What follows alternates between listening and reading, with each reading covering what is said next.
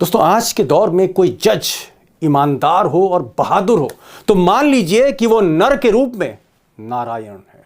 और इसीलिए आज नोएडा के इस जज सौरभ द्विवेदी को सैल्यूट करिए, क्योंकि तमाम प्रेशर के बावजूद, डबल इंजन के प्रेशर के बावजूद इस जज ने 2015 के सबसे चर्चित हत्याकांड मोहम्मद अखलाक लिंचिंग केस, उसकी फाइल बंद करने से मना कर दिया। इस जज पर योगी सरकार इस वक्त भारत के अंदर जिस तरीके से जजेस कुर्सी पर बैठे हुए हैं और विपक्ष जिस तरीके से दावा कर रहा है कि अदालतें पूरी तरीके से सरकार के हाथ में, पूरे सिस्टम को अपने कंट्रोल में किया हुआ है, लेकिन देखिए एक जज ने किस तरीके से अपनी ताकत दिखाई है, सीधे तौर पर अपनी ताकत दिखाई और डबल इंजन की सरकार को सीधे तौर पर दो टूक जवाब दे दिया। 2015 की फाइल दोबारा से ओपन की गई है और उस फाइल को बंद करने से मना कर दिया गया, जिसके बाद से भाजपा के अंदर खलबली मच गई दोस्तों कि संविधान कितना ताकतवर है। हमारे साथ वरिष्ठ पत्रकार मौजूद है दीपक शर्मा, आप उनकी इस रिपोर्ट को देखिए। नमस्कार, मैं दीपक शर्मा, मेरे यूट्यूब मंच पर आपका स्वागत। दोस्तों, आज के दौर में कोई जज ईमानदार हो और बहादुर हो तो मान लीजिए कि वो नर के रूप में नारायण है। और इसीलिए आज नोएडा के इस जज सौरभ द्विवेदी को सैल्यूट करिए, क्योंकि तमाम प्रेशर के बावजूद, डबल इंजन के प्रेशर के बावजूद इस जज ने 2015 के सबसे चर्चित हत्याकांड मोहम्मद अखलाक लिंचिंग केस, उसकी फाइल बंद करने से मना कर दिया। इस जज पर योगी सरकार का जबरदस्त प्रेशर था, लेकिन जज सौरभ द्विवेदी ने कहा कि फाइल बंद नहीं होगी, केस विड्रॉ नहीं होगा, अखलाक को जिन्होंने भी मारा है उनका ट्रायल होगा, पूरा किया जाएगा, इस केस को मैं बंद नहीं कर सकता। और बात दोस्तों यही खत्म नहीं हुई। जज द्विवेदी ने उत्तर प्रदेश सरकार के आदेश को तो रद्द किया ही किया। उन्होंने कहा कि अब इस मामले का ट्रायल डेली किया जाएगा, सुनवाई डेली होगी और पूरी कोशिश होगी कि इस मामले में डिले ना किया जाए, क्योंकि अगर हत्या जैसे जघन्य अपराध में केस बंद कर दिया जाता है, विड्रॉ कर दिया जाता है, तो समाज में मैसेज ठीक नहीं है। अब दोस्तों, 15 अक्टूबर 2025 को जब योगी आदित्यनाथ की सरकार ने एक आदेश जारी किया, लॉ मिनिस्ट्री से आया, सरकारी वकील के पास पहुंचा, जिसमें कहा गया कि इस मुकदमे को, अखलाक केस को विड्रॉ किया जाए, यानी मुल्जिमों को बरी किया जाए। उस वक्त अखलाक के घर वालों को, उनकी जो बीवी है, उनकी जो बेटी है, उनका जो लड़का है, एक एयरफोर्स में भी उनका लड़का, उनको लगने लगा कि अब उन्हें अपने पिता की हत्या में इंसाफ नहीं मिलेगा। और वकीलों को भी लगने लगा कि इतना बड़ा प्रेशर है सेशन कोर्ट का, कोई जज योगी सरकार के आदेश के खिलाफ जाने की हिमाकत कैसे कर सकता है। लेकिन आज जब जज साहब ने सरकारी वकील की आर्गुमेंट ही रद्द कर दी और कहा कि नहीं, ये केस बंद नहीं होगा, सुनवाई होगी, डेली होगी, तब अखलाक के वकील स्तब्ध रह गए और उन्होंने कहा कि ऐसा जज अपने करियर में मैंने नहीं देखा। इस 25 वर्षों में, इन 25 वर्षों में ऐसा जज आपको दिखा कि सरकार का प्रेशर हो? बताइए, ऐसा जज नहीं हुआ। नहीं देखा। अब दोस्तों, अगर पीछे मुड़कर देखें तो 2014 में जब नरेंद्र मोदी प्रधानमंत्री बने पहली बार इस देश के, और उसके कुछ महीनों बाद ही ये मर्डर हो गया, ये मर्डर हो गया, लिंचिंग हो गई। यानी पब्लिक ने, मॉब ने एक मुस्लिम व्यक्ति की हत्या कर दी पीट कर। तो अखलाक लिंचिंग केस की खबर सिर्फ देश में चर्चित नहीं थी, पूरी दुनिया में इसकी चर्चा हुई।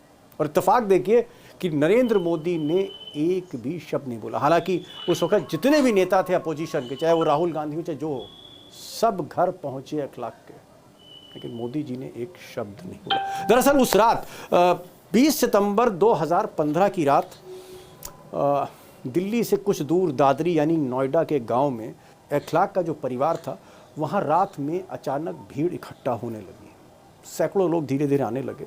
और उसके बाद बगल के एक मंदिर से अनाउंसमेंट हुआ कि अखलाक के घर में बीफ है और शायद गो हत्या का मामला, इस तरह की बातें होने लगी। और उस वक्त अखलाक के घर में उनकी मदर थी, 82 साल की, उनकी पत्नी थी, उनकी बेटी थी, उनका एक बेटा था, और जो उनका बेटा भारतीय वायु सेना में है, वो ड्यूटी पर था।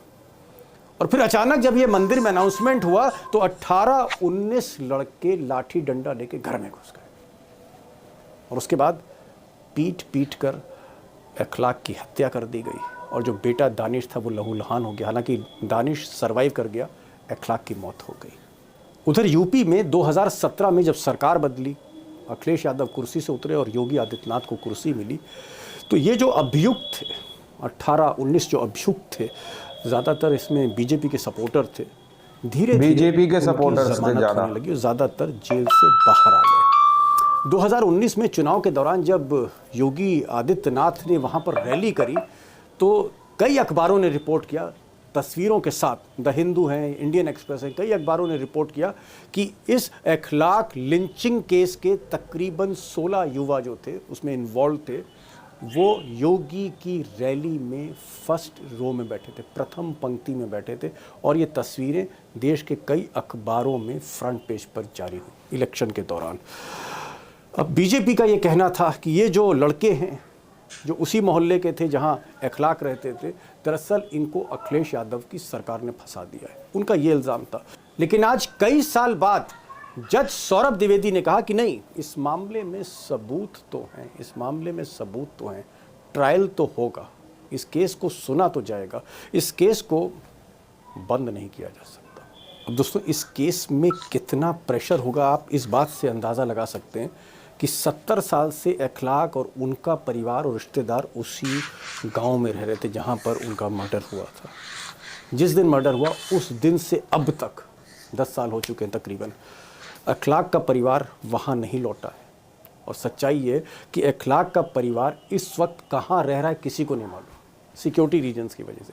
और इतने प्रेशर के बीच में डबल इंजन की सरकार में आप सोचिए कि जज साहब पे कितना प्रेशर होगा कि वो सरकार कह रही है, गवर्नर का ऑर्डर आ रहा है, लॉ मिनिस्ट्री उस पर जो है डिसीजन ले रही है, सरकारी वकील उसको बता रहा है, सरकारी वकील उस ऑर्डर की तामील करा रहा है, फाइल बंद करने से मना कर दिया। जज है उसी यूपी में, उसी नोएडा में, योगी के सरकार के नाक के नीचे, जो कह रहा है कि नहीं, फाइल बंद नहीं होगी। इसीलिए मैंने कहा कि जज साहब को एक बार फिर से सल्यूट करिए। अब दोस्तों, सारा खेल क्या था, ये इरादे क्या थे योगी सरकार के, और क्या वाकई ये केस बंद होने जा रहा था आज? मैंने अखलाक के जो वकील हैं, जो बरसों बरस पैरवी करते रहे, लड़ते रहे, संघर्ष करते रहे, जनाब यूसुफ सैफी, उनसे रिक्वेस्ट करी कि आ जा पाए। शुरू में तो थोड़ा सा वो हिचकिचा रहे थे, लेकिन बाद में वो तैयार हुए। एक बार यूसुफ सैफी को सुनिए, आपको पता लग जाएगा कि उत्तर प्रदेश में किस तरह से केस विड्रॉ किए जाते हैं और किस तरह से अगर हत्या का भी जुर्म हो उसके निशान मिटा दिए जाते हैं। सैफी साहब, ये जो मामला था बहुत ही सुर्खियों में रहा, यहाँ तक कि प्रधानमंत्री की घेराबंदी इस मामले में हुई थी। क्या आपको लगता है कि अखलाक के मामले में योगी सरकार का प्रेशर था कि इस केस को बंद करिए, फाइल बंद करिए, विड्रॉ करिए इस केस को? क्या प्रेशर था चारों तरफ से? सरकार की तरफ से जो एप्लीकेशन कोर्ट में लगाई गई वो लगाई सरकारी वकील ने, और सरकारी वकील साहब ने जो एप्लीकेशन दी उस पर ये आज हमारे बहस हुई थी, हमारे ऑब्जेक्शन फाइल हुए थे और डिफेंस लॉयर के ऑब्जेक्शन फाइल हुए थे और सरकारी वकील की भी बहस हुई थी। उस बहस में जज साहब ने ये माना कि जो सरकार की तरफ से एप्लीकेशन दी गई है वो तथ्य विहीन दी गई है, जिसका कोई ग्राउंड नहीं है, कोई बेस नहीं है, और उसको रिजेक्ट कर दिया गया।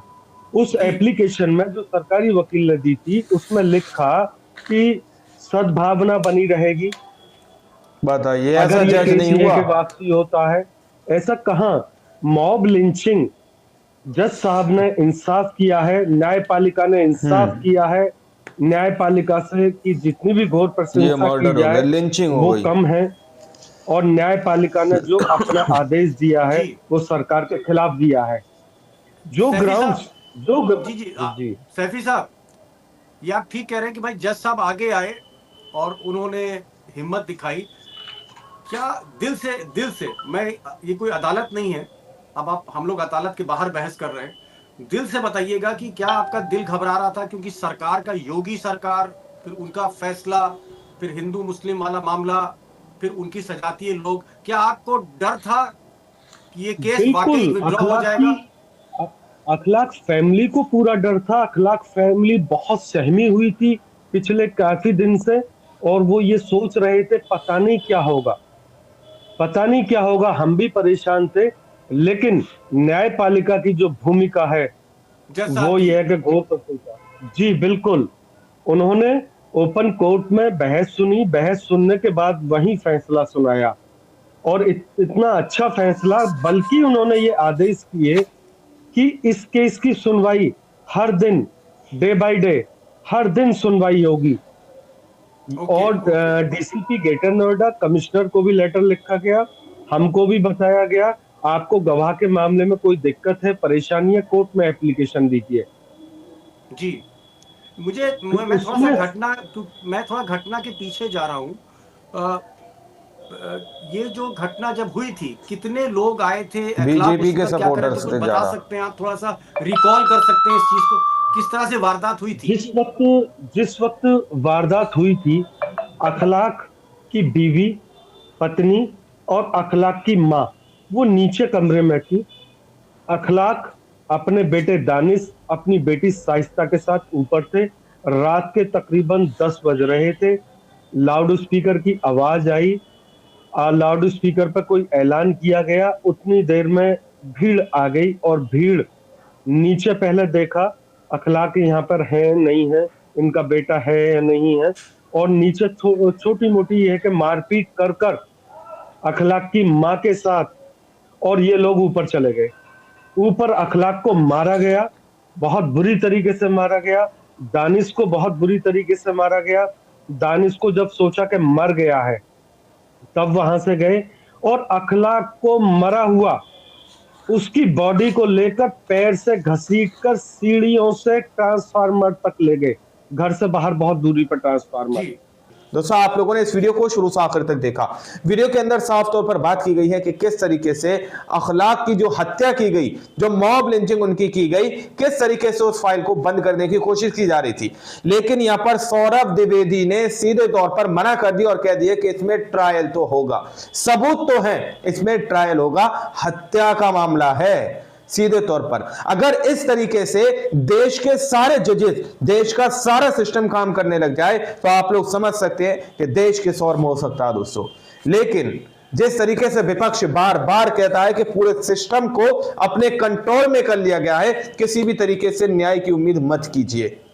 लेकिन जब सामने इस तरीके से जजेस सामने निकल कर आते हैं, तो थोड़ी सी उम्मीद की किरण जागती है। बाकी आप लोगों ने इस रिपोर्ट को देखा सुना, आप लोग इस रिपोर्ट के बारे में क्या सोचते हैं, क्या समझते हैं, अपनी राय कमेंट सेक्शन में जरूर दीजिएगा। अगली वीडियो में, जब तक के लिए जय हिंद, जय भारत।